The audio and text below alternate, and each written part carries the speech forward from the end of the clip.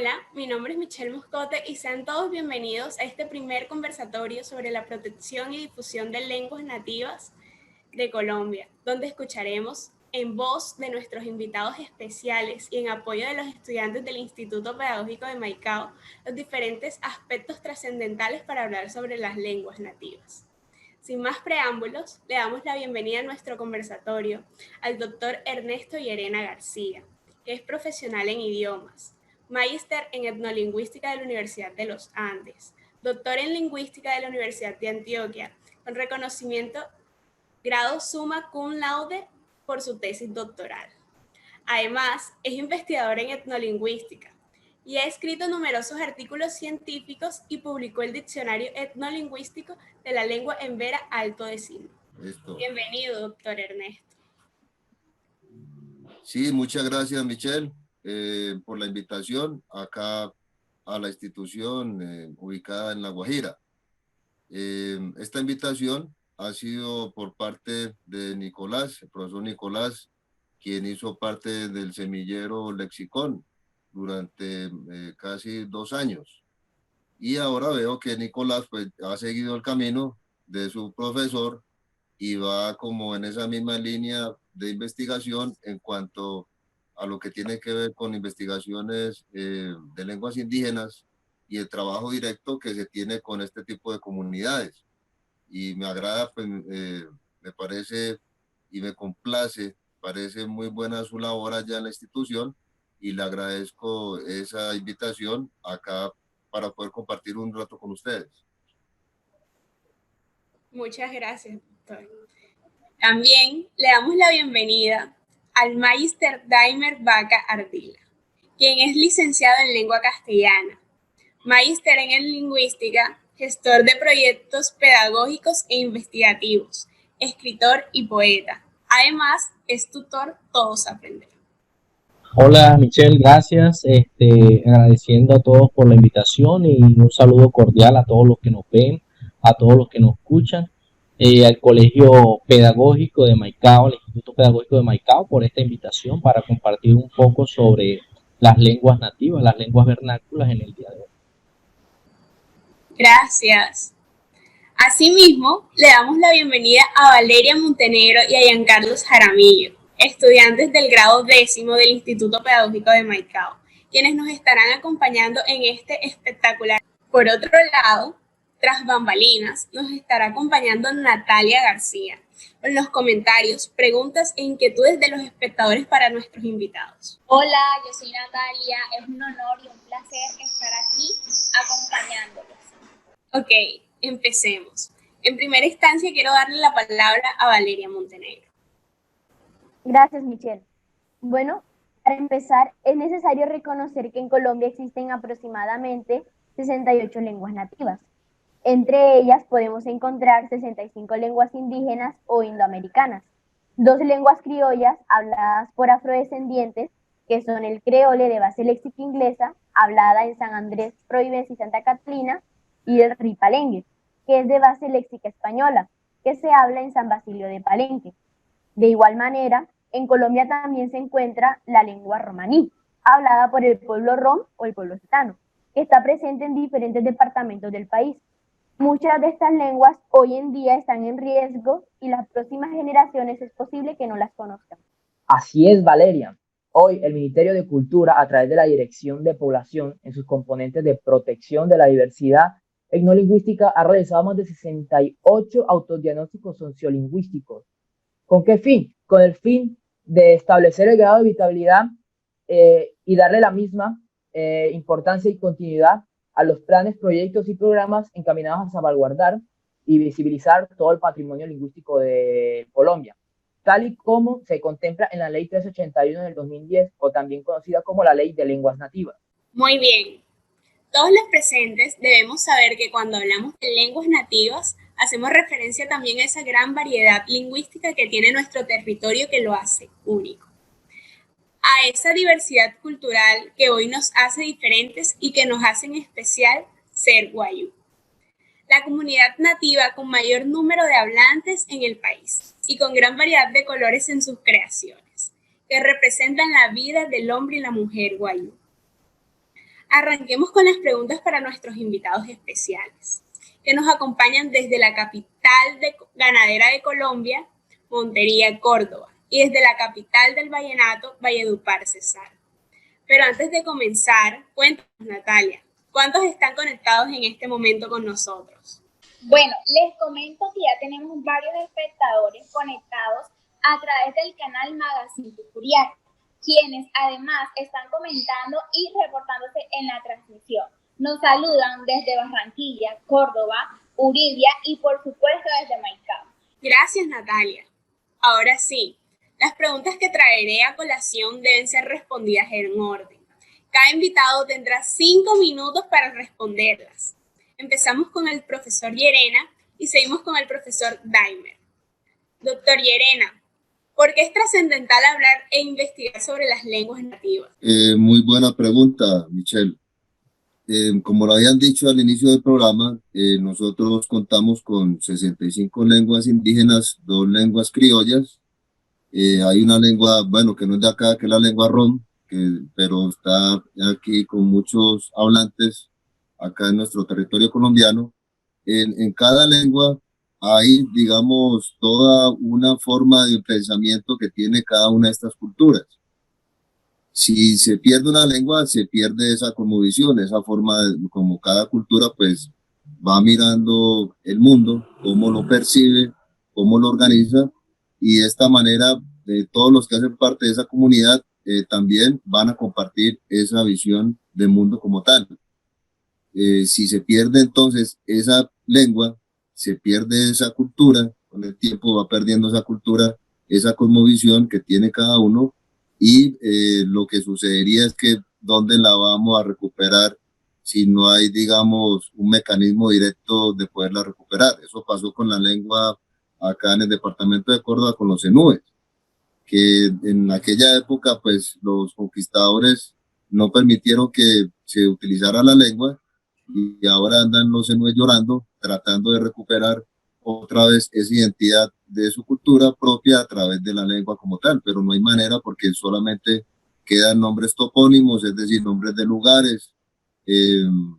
Por ejemplo, Zispatá, que es una parte allá turística, que ese viene de un nombre zenú, pero solamente quedan esos rasgos en la lengua, en el dialecto como tal, pero ya no hay una lengua que fluya, que la gente la utilice como tal, que los niños la aprendan.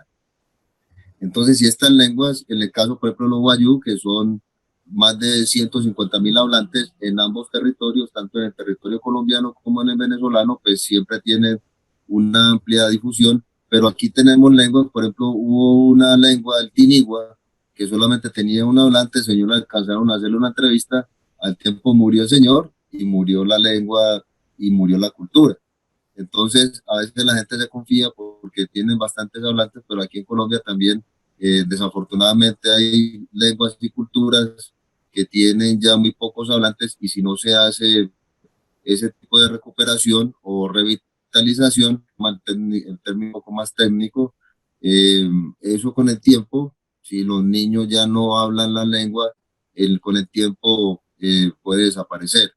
Entonces ya perderíamos esa parte importante de nuestra humanidad. También estamos hablando de nuestro ser, de ser humanos, y ya sería esa parte humana que también se pierde. Entonces sí creo que por eso nosotros, los que somos lingüistas, los antropólogos y todos aquellos interesados, lo que tratamos es de que se mantengan estas lenguas y estas culturas para que no se pierdan, por lo que yo he dicho anteriormente. Bueno, Michelle, pues obviamente es trascendental nosotros retomar esta temática y en primera instancia pues felicitar al Instituto Pedagógico por retomar esta temática del estudio, el análisis de las lenguas nativas en Colombia.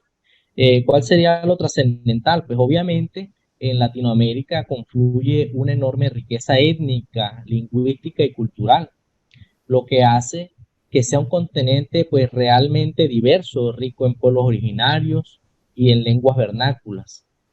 Ha sido resumido todo esto bajo las etiquetas del multilingüismo, de plurilingüismo, multiculturalidad y pluriculturalidad. La mayoría de los países latinoamericanos pues poseen esta característica Entonces, por lo que podemos catalogar todas estas regiones de la parte latinoamericana de multilingües y de pluriculturales.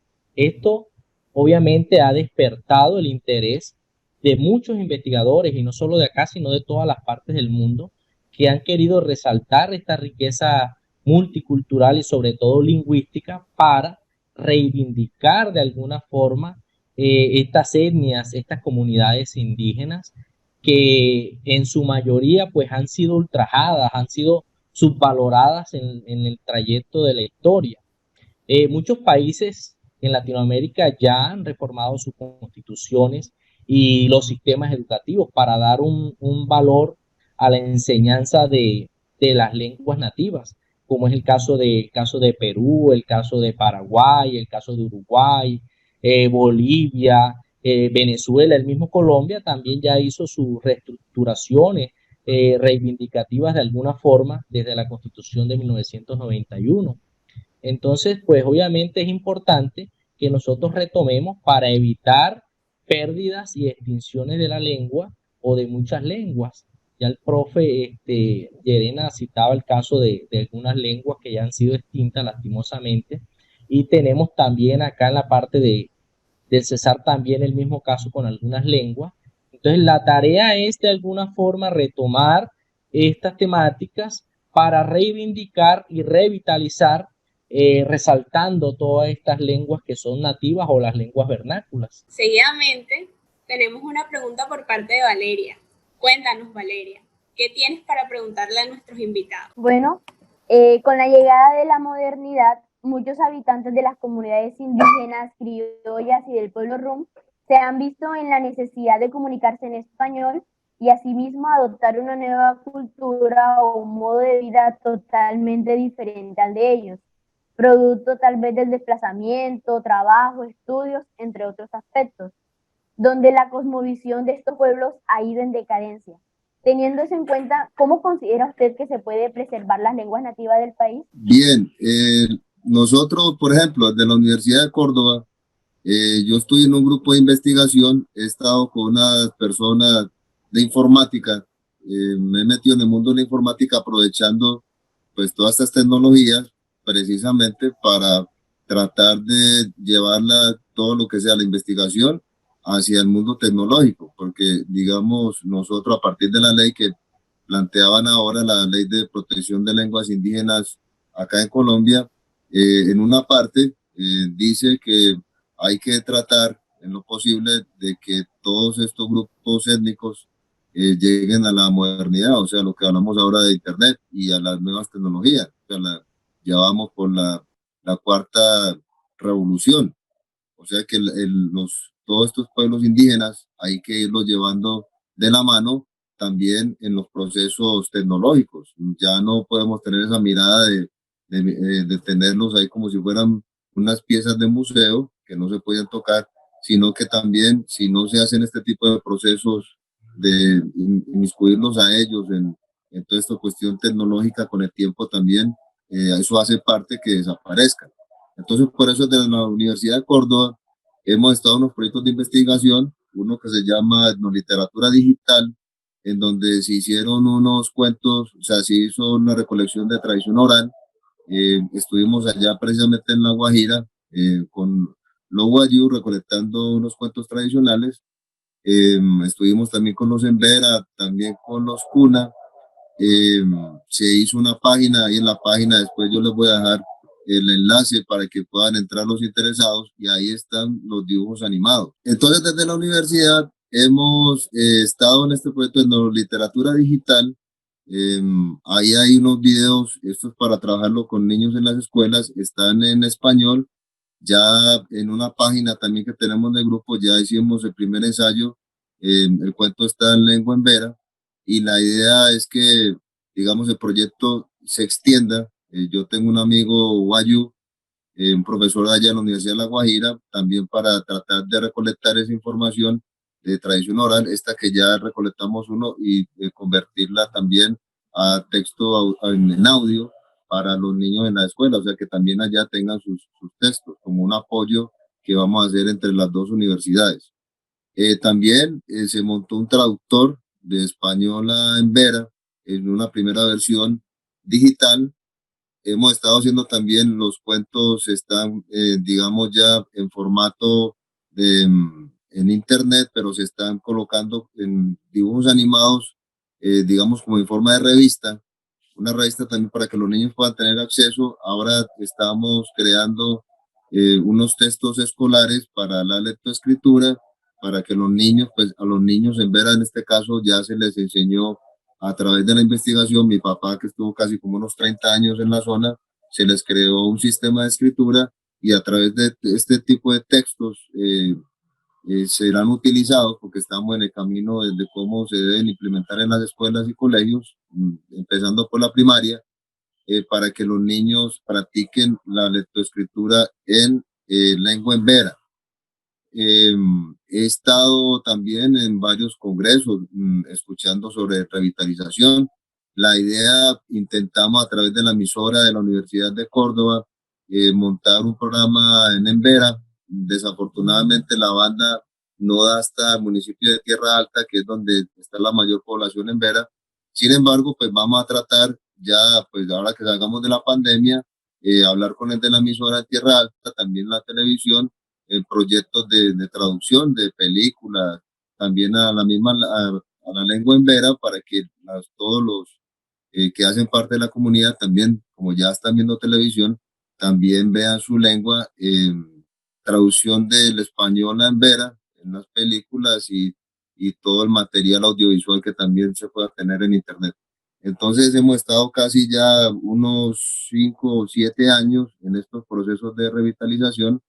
Pues no es fácil, pero la idea es mantenernos en esta misma línea y seguir en el apoyo, pues ya que estamos integrándonos con las instituciones de allá de La Guajira, y ya que tengo el contacto directo con el profesor, pues la idea es que sigamos conversando sobre esto y también servir de apoyo. Bueno, es importantísimo tener en cuenta esto de preservar las lenguas nativas y desde una esfera general.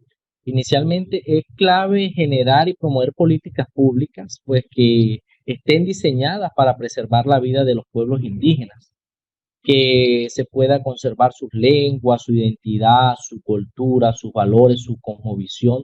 Y es una tarea, pues obviamente, que tiene que ver con la gestión pública y la parte de generar una normatividad correspondiente a defender y a reivindicar, como decía anteriormente, los derechos de esta cultura. De hecho, se ha hablado de los avances y obviamente pues hay normatividad que favorece desde la misma Constitución del 91, decía, y de la Ley de Lenguas, que apunta a reivindicar estas culturas, pero no solo es crear la normatividad, sino que quede en el papel, sino llevarla a la práctica, que de alguna u otra manera se puedan beneficiar estas o se puedan resaltar todos los valores culturales que aportan las culturas indígenas en Colombia.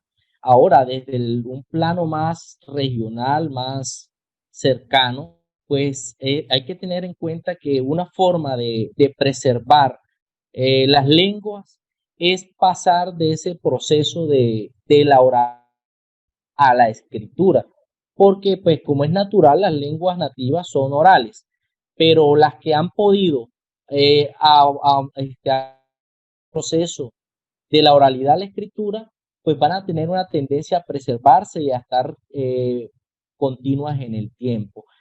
La problemática es que la oralidad tiene una tendencia que puede las culturas que son netamente orales, y estas son su mayoría, olvidar tradiciones, olvidar toda esta riqueza lingüística, perder su vitalidad lingüística por la influencia o la injerencia que ha tenido la cultura occidental dentro de estas comunidades indígenas.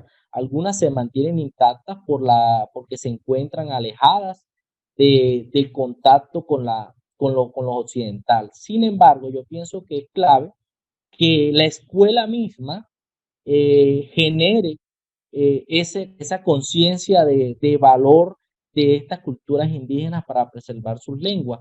En el caso, voy a citar un caso particular, que es el de la lengua yupa, que es una lengua también que comparte frontera con Venezuela, igual que la lengua guayú. Eh, ahí se ha hecho un trabajo, reconozco un trabajo de un lingüista, se llama Wilson Largo, que ha tratado de hacer este proceso de escritura, de crear una gramática de la lengua yupa. También el profesor Oquendo, por el lado de Venezuela, ha hecho un trabajo investigativo frente a esto y han tratado de llevar esta oralidad a la escritura, y esto pues, obviamente nos va a dar una ventaja de la preservación de esta lengua por muchísimos años, y pues obviamente que no llegue nunca a estar en peligro de extinción. El problema es, o otra problemática que se suma, es el sistema educativo, que cuando el sistema educativo sigue siendo occidental y no un sistema educativo propio para comunidades indígenas, pues obviamente vamos a seguir debilitando la lengua. Primero que todo, y esto es una tesis que yo he manejado durante muchos años, es que las escuelas o las zonas donde hay indígenas o donde se trabaja con lenguas nativas, debe enseñarse castellano como una segunda lengua y no como lengua materna, porque pues la primera lengua es la lengua nativa. Entonces, en el momento en que se reivindique ese valor de la lengua, ¿cómo es? De la lengua materna de las comunidades étnicas, pues va a revitalizarse el valor de esta y no superponerse el castellano sobre esta lengua, que es lo que ha sucedido históricamente en Colombia. Entonces ya por lo menos los yupa entendieron, ya ellos están haciendo un trabajo de educación propia, ya crearon un currículo propio de educación para ellos que tiene en cuenta todos los estamentos que identifica, que les da identidad cultural, y empiezan a defender toda su cosmovisión, y eso por encima de las demás lenguas. Ahora, es un diálogo intercultural lo que hay que formar con las lenguas. Entonces, eso sería fundamental, lograr que se pueda pasar de la oralidad a la escritura, y yo creo que ya algunas culturas han avanzado en esto. Ok, muchas gracias. Asimismo, tenemos una pregunta por parte de nuestro compañero Ian Carlos. Adelante, Ian. Muchas gracias, Michelle. Ok, a mí me gustaría realizar la siguiente pregunta, y es la siguiente. Y es, ¿tiene alguna relevancia difundir este tema sobre las lenguas nativas? Bien. Lo que se ha tratado durante todos estos años, tanto, por ejemplo, desde la universidad con los estudiantes, nosotros tenemos unos cursos, uno se llama etnografía de la comunicación, el otro curso es etnolingüística. Entonces, desde la universidad hemos tratado también de sensibilizar a los maestros, los futuros docentes que están en la universidad, para que ellos a su vez sensibilicen a los estudiantes sobre nuestra realidad. Somos un pueblo, Colombia en general, multicultural, multilingüe, como le decía el profe, eso está plasmado en nuestra constitución. A partir de ahí, pues tenemos que mirar también nuestras diferencias, y la escuela es la encargada directa de mostrarle eso a los estudiantes. También nosotros desde la universidad, como lo planteaba, desde nuestros proyectos de investigación, tratamos primero de sensibilizar. Hay que sensibilizar a las personas frente al otro, frente a las otras culturas, frente a nuestra identidad, porque desafortunadamente poco se conoce de manera general toda esta historia de lo que somos como colombianos, que no es solamente la historia del blanco, sino que la historia del afro, la historia del indígena, que si no se muestra, pues eso se va a perder en el tiempo y se hace necesario. En ese sentido, sensibilizar primero a las personas frente a toda esta diversidad que tenemos. También sensibilizar a los propios indígenas sobre su realidad, porque a veces piensan que porque hablan otra lengua diferente o porque tienen otra cultura diferente, pues son inferiores.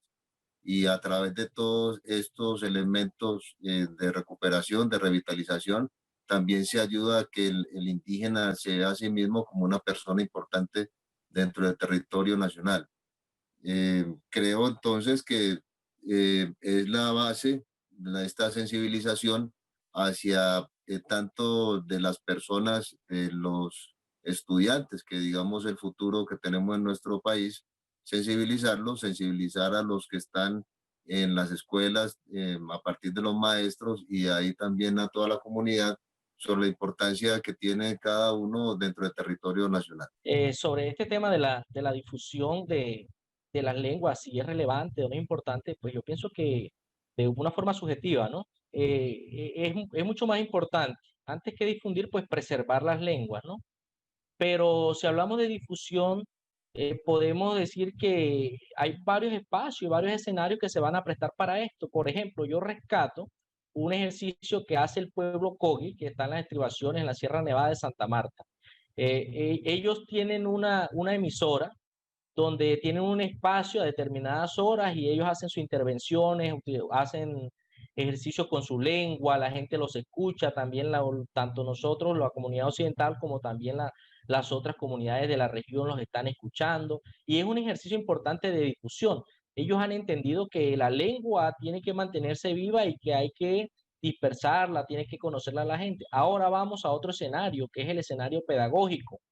Eh, la escuela, retomamos esto, tiene que darse a la tarea, tiene que darse el compromiso de retomar esto de las lenguas indígenas. Por ejemplo, en una escuela de La Guajira, cualquiera, puede retomarse textos de la lengua guayú, por lo menos, si se va a trabajar el texto del mito, de la leyenda, podemos tomar un mito guayú, un mito o una leyenda guayú y llevarla a ese ejercicio de aula para que lo compartan todos, así todos no sean guayú, pero vamos a empezar a interactuar y a entender ese diálogo intercultural que debe existir en un país obviamente diverso, en una escuela que debe apostarle a la inclusión educativa, pero a la inclusión verdadera, a la inclusión en un sentido democrático. No es que tenemos un porcentaje mínimo de estudiantes indígenas o afro, pero están rezagados allá. No, hay que retomar, el maestro tiene que prepararse para dominar estos espacios y darle unas intervenciones a cada quien. Tanto el currículo, la transformación del proyecto educativo institucional tiene que apuntarle a esto para que en verdad haya una equidad en las cuestiones de diversidad. Ok, muchas gracias. Vamos nuevamente tras bambalinas con Natalia. Bueno, les cuento que hay más de 100 personas conectadas quienes minuto a minuto están interactuando con nosotros. Y ahorita más luego les tengo las preguntas de nuestros espectadores para los invitados. Ok, muchas gracias, Natalia. Tengo una cuarta pregunta para nuestros invitados. ¿Qué aportes ha recibido el idioma español por parte de las lenguas nativas? Bien, el aporte de las lenguas indígenas al español, en este caso la lengua castellana, ha sido inmenso. Cuando llegaron los conquistadores, por ejemplo, ellos encontraron acá un territorio muy nuevo para ellos, en el sentido, por ejemplo, que no había muchas de las frutas que en el momento existían en Europa.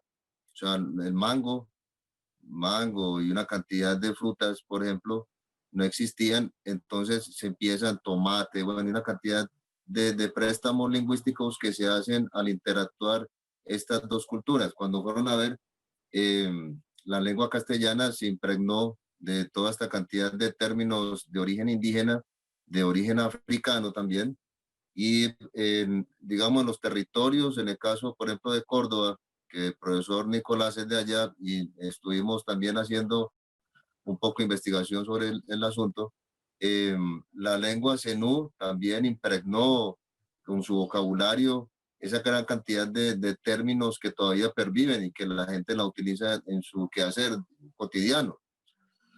Términos, por ejemplo, como caimito, ¿sí? Lo que es la misma canoa, todos estos nombres de todas estas divinidades, de Cispatá, al lado de la universidad, por ejemplo, está Mocarí, en el caso, por ejemplo, de los Embera, todavía en esa zona de allá del Alto Sinú, digamos, todo lo que es Condó, el río.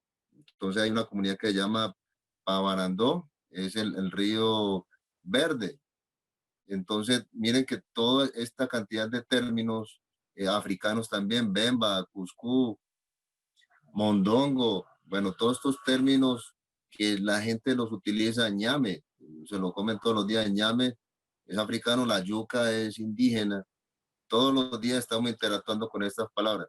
Y lo que tratamos es precisamente de que el estudiante se dé cuenta de que utilizamos todavía muchos términos que vienen de estas lenguas indígenas en nuestro quehacer diario, en nuestro hablar, en nuestra interacción cotidiana.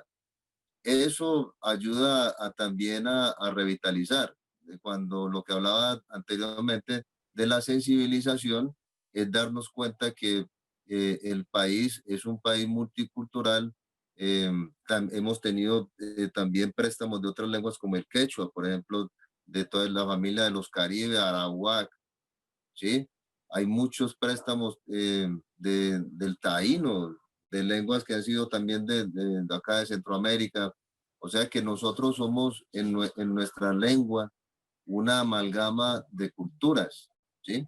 Allá también, por ejemplo, en Córdoba, eh, que Nicolás puede dar fe, allá, por ejemplo, se come el kibbe. El kibbe, eso es de allá, de los árabes, ¿sí? Alfombra, aljibe, por ejemplo, aljibe, todas esas palabras también de esas culturas, también allá eh, de los árabes también han llegado y mire que eso es lo que hace que nuestra riqueza cultural sea bastante reconocida. Entonces sí pienso que es importante el aporte que han hecho los indígenas como tal en la constitución de los dialectos, porque también aquí estamos hablando de dialectos de la nación y en la conformación también de una lengua, la lengua castellana o la lengua española. Bueno, el Nobel colombiano en un archivo que estuve revisando hace poco tiempo de el Instituto Cervantes, él hablaba, refiriéndose al castellano, a la lengua española, dice, estamos ante la inteligencia de una lengua que desde hace tiempo no cabe en su pellejo. Quiere decir que se salió de órbita. Entonces, obviamente que nuestra contribución es liberarla de sus fierros formativos, decía él, oponiéndose un poco a estos cánones normativos de ortografía, de algunas cosas que él se oponía, pero lo importante de esta sentencia de Gabriel García Márquez es que el castellano se ha ido ampliando, se ha ido alimentando de otras lenguas, como desde sus orígenes recibió influencia del árabe, del griego, tiene sus raíces del latín. Entonces, también al llegar y entrar en contacto con nuestra América, el castellano siente una necesidad de alimentarse lingüísticamente y empieza a asumir unos préstamos lingüísticos, asumir a su léxico estos préstamos de las lenguas, obviamente, nativas de América. Entonces, de ahí se desprenden todas esas palabras que vamos a encontrar en el castellano que son de uso, son propias, originarias de acá de América. El caso de las primeras palabras que se incorporaron, creo que fue el taíno, que también es una etnia. Guacamayo, la palabra hamaca, que también está incorporada, fueron de las primeras.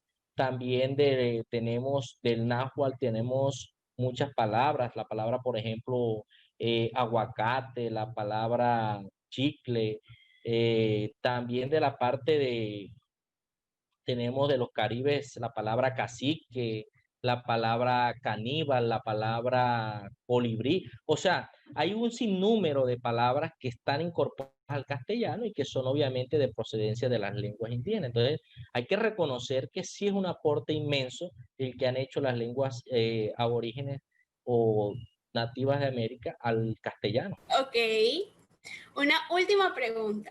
Desde el campo de la educación al que ustedes están adscritos, ¿consideran que es necesario formar a los educandos a través de la educación intercultural y por qué? Bien, el tema de la educación intercultural es un tema bastante amplio que está cogiendo, digamos, una fuerza ahora a nivel de la educación nacional. eh, Desde la universidad, hablo pues de mi experiencia en la universidad, hemos creado, por ejemplo, un diplomado en etnoeducación para los licenciados en lengua castellana. La idea es que ellos se preparen teóricamente y también que tengan un contacto directo con las comunidades, en este caso indígenas, afro, comunidades rom, también la zona rural, los campesinos también tienen esa visión del mundo diferente al de la zona urbana. Entonces el diplomado es una formación, ahí hay temas de interculturalidad, en el caso, por ejemplo, de revisar PEIs de las instituciones que están en Montería, porque la ley también plantea que las instituciones pues deben implementar eso en los PEI. Nos hemos dado cuenta que eso no se ha implementado adecuadamente. Hay instituciones también de la zona costanera que de alguna u otra manera han implementado en sus PEI esa realidad afro. Lo están haciendo a través también de lo que es la música, a través de la pintura, bueno, y todas estas formas de arte. El estudiante entonces va con esa preparación para cuando le toque afrontar una realidad como la que tiene el profesor Nicolás, que estuvo conmigo allá y mire que está trabajando directamente en La Guajira con estos temas guayos. Entonces es la idea de que también la universidad ofrezca esa capacitación para los estudiantes que están en la carrera de licenciatura. O sea, piensa que solamente si la gente general piensa, no, está en licenciatura en lengua castellana, solamente los temas tienen que ver en lengua castellana. La lengua castellana también hay que enseñársela a indígenas, a afro, a los que están en la zona rural. El maestro también tiene que dar cuenta de esa interculturalidad. Entonces, esa es la primera, digamos, como la preparación que la universidad ofrece al estudiante.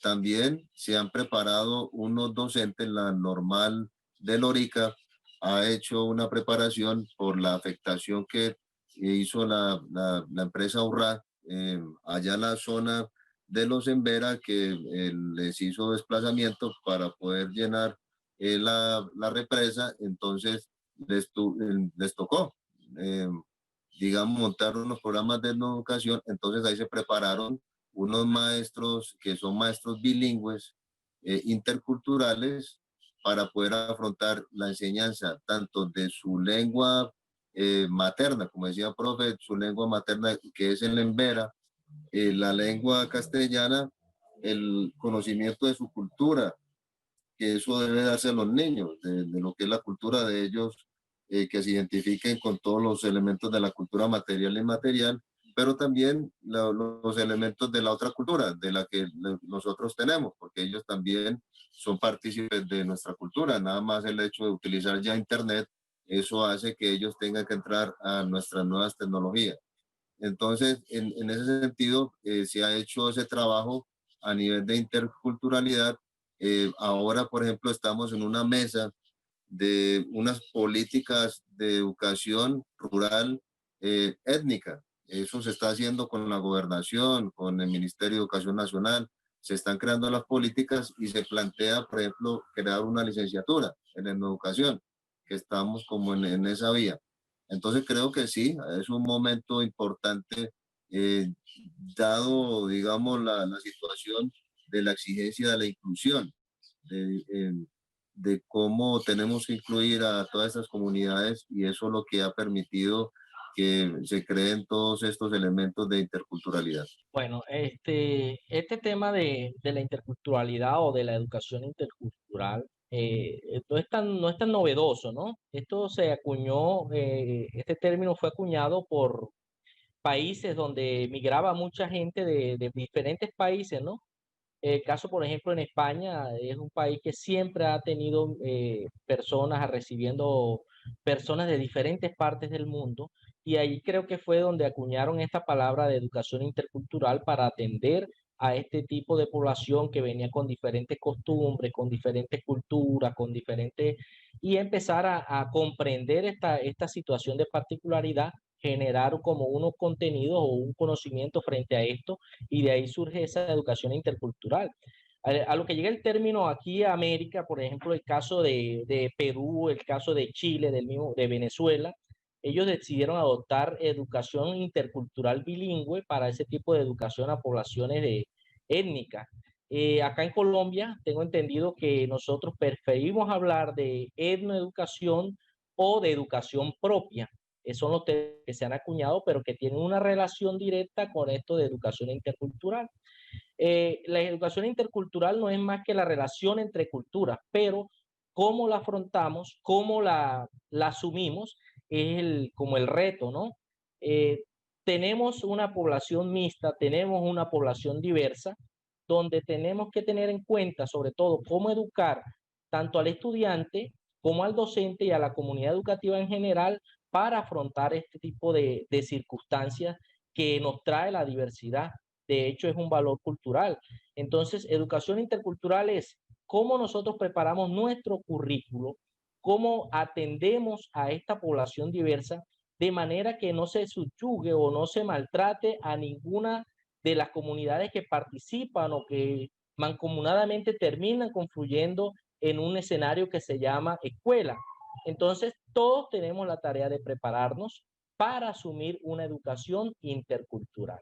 Me gustaría añadir también a lo que dicen los invitados, y es que se puede decir que la labor de la educación como tal es importante para lograr la defensa de este tipo de proyectos de conservación y propagación de la lingüística, de las etnias lingüísticas. ¿Por qué? Porque es la única forma en que las comunidades pueden expresar sus tradiciones y en las que los ajenos a estas etnias pueden conocerlas y aprender de ellas.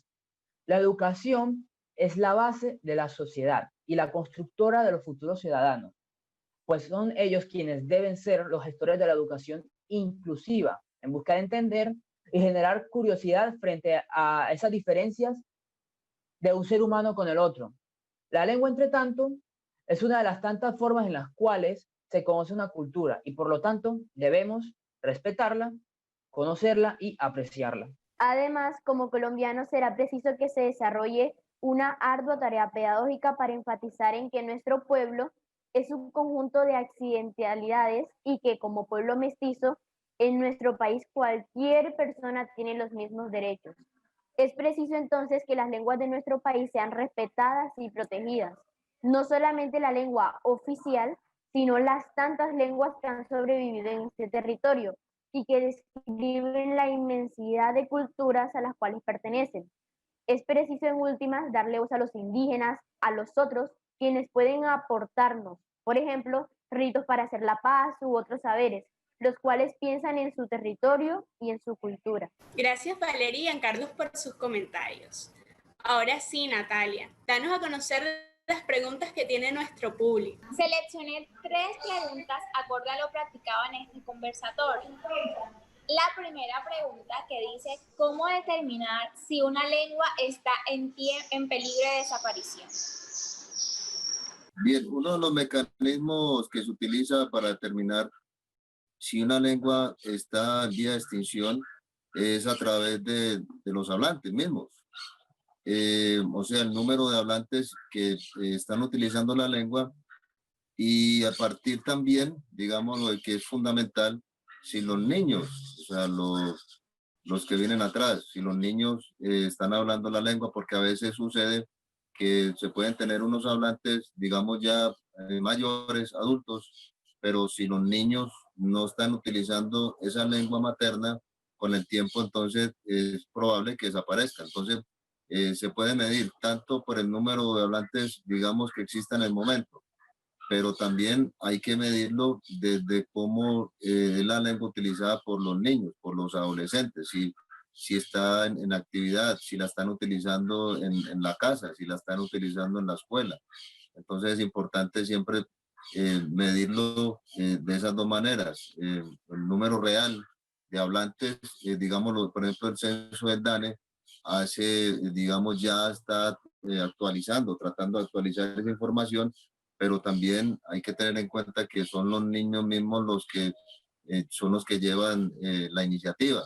Entonces también se hace necesario medirlo también el impacto, se llama el sociolingüístico, cómo se está utilizando la lengua a través de los niños. Bueno, sí, creo que pues hay varios criterios que pueden determinar o darnos pistas sobre si hay una lengua en peligro de extinción o una lengua en decadencia, una lengua nativa. Y obviamente, ya lo decía el profesor Llerena, es tener en cuenta la cantidad de hablantes, ¿sí? Entre menor sea la cantidad de hablantes, más en peligro va a estar la lengua.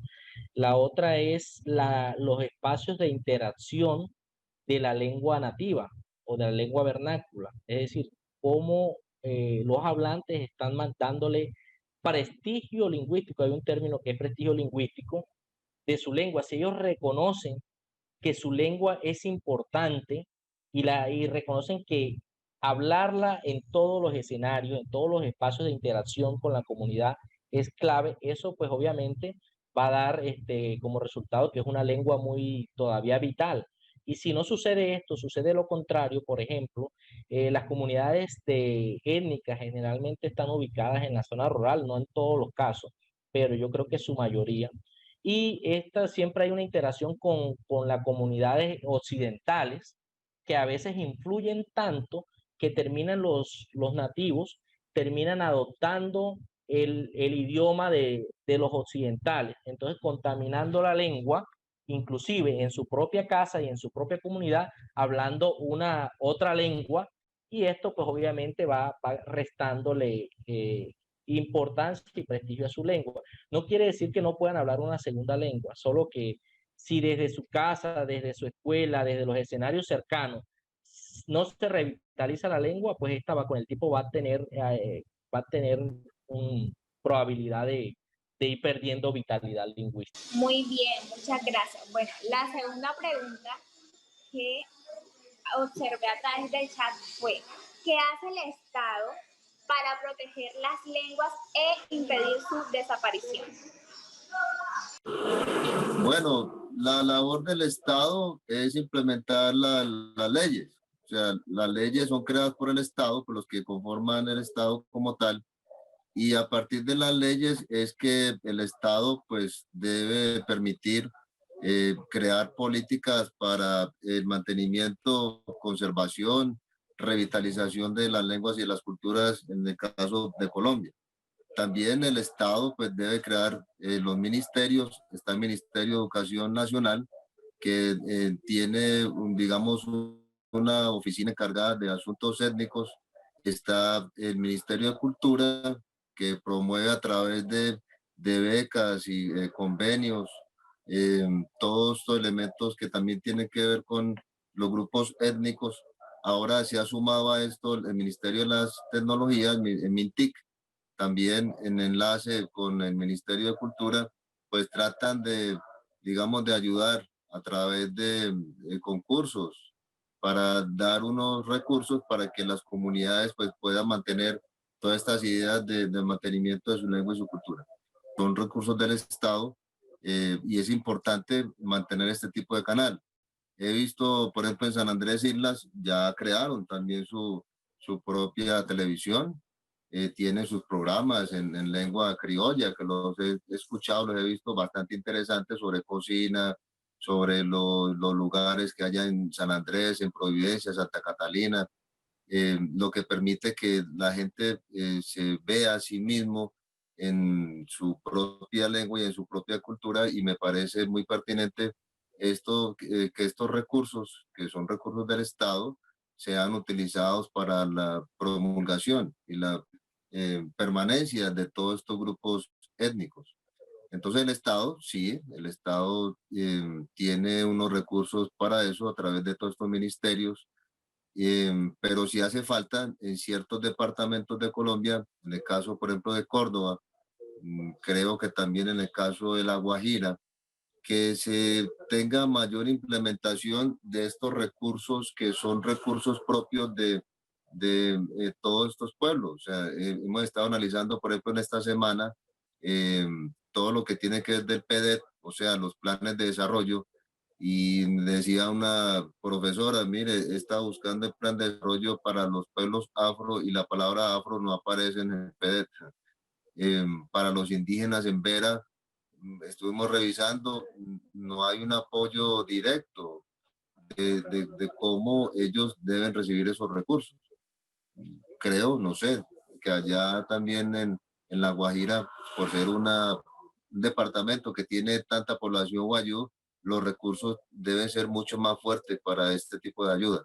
Entonces, sí, también desde las mismas comunidades también hay que asesorarlos, ayudarles para que vean que sí hay unos recursos, que tienen que buscar esos recursos para que se creen más escuelas, se crean más bibliotecas, se crean más material pedagógico, porque recursos sí hay.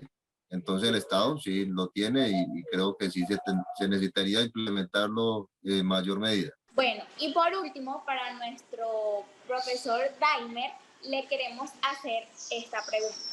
¿Desde qué área se pueden construir planes para la enseñanza y preservación de las culturas y lenguas nativas? Bueno, pues obviamente hay un área que es específica para esto, que es el área de la lingüística, el área del lenguaje, donde se puede interactuar con las lenguas, pero no es tarea únicamente del área del lenguaje. Nosotros desde cualquier área podemos abordar este tema de las lenguas nativas. Desde la parte, por ejemplo, de la artística, que la parte de arte es fundamental en las culturas étnicas, ¿sí? Por lo menos en el caso de la cultura guayú, que tiene una riqueza enorme en la parte del tejido, en el parte de toda la parte artística, y todas las culturas tienen esta parte. O sea, que esa es como una fortaleza, una identidad. Ustedes analizan cualquier cultura étnica y tiene una representación artística enorme, tanto de costumbres, cultura, baile, canto. Ahí hay una cantidad de cosas que son rescatables y que se pueden manejar.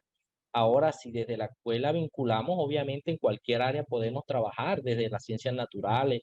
O sea, se puede hacer un trabajo integrador, interdisciplinar para poder manejar esto. No solamente podemos limitarnos al área del lenguaje, obviamente pueden participar cualquier área de conocimiento para abordar este tema de las lenguas nativas o para abordar el respeto hacia las otras culturas o para reconocer el aporte, así como ahorita analizamos el aporte que han dado las lenguas indígenas o nativas al castellano.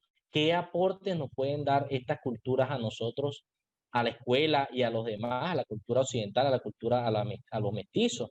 Obviamente vamos a encontrar una cantidad de elementos que son rescatables. De hecho, nosotros nos gustan mucho las mochilas, nos gusta toda esta cuestión que obviamente pertenece a la identidad cultural de estas etnias y que se pueden integrar a la escuela, a cualquier área o a cualquier asignatura del conocimiento. Muchas gracias a todos por sus aportes. No siendo más, damos por finalizado este conversatorio tan placentero y dinámico. Muchas gracias a nuestros participantes, quienes aceptaron la invitación y nos estuvieron acompañando durante toda la transmisión. Gracias por compartir todos sus conocimientos con la comunidad educativa. Mil gracias también a Valeria, Giancarlos y Natalia, y a todos los estudiantes y profesores que estuvieron detrás de este en vivo y que trabajaron arduamente para hacerlo posible. Esperamos que esta actividad extracurricular haya sido de buen provecho para todos. Feliz resto del día. Hasta pronto.